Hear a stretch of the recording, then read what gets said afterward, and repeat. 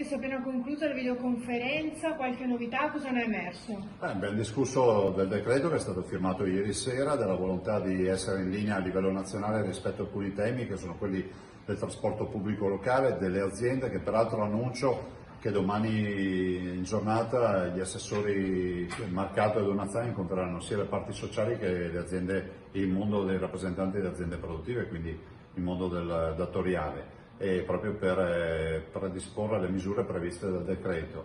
Dall'altro ovviamente noi chiediamo chiarezza su alcuni temi, ad esempio quello dell'apertura degli autogrill, che consideriamo in linea di principio da chiudere come mescite di bevande e alimenti, visto e considerato che chiudono tutti. Ed infine voglio ricordare che, come ho annunciato questa mattina, perché poi vorrei che qualcuno non si fosse distratto, domani presenteremo anche un provvedimento di contingentamento di molte attività degli ospedali. Ricordate che l'ho annunciato stamattina, domani faremo la presentazione.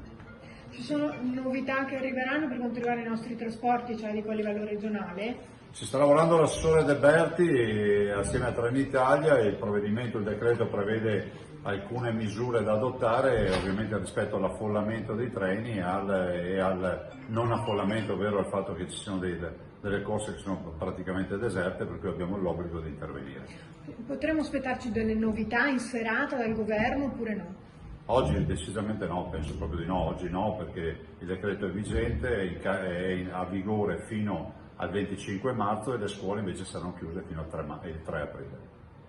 Salvo se non ci sono altre complicazioni.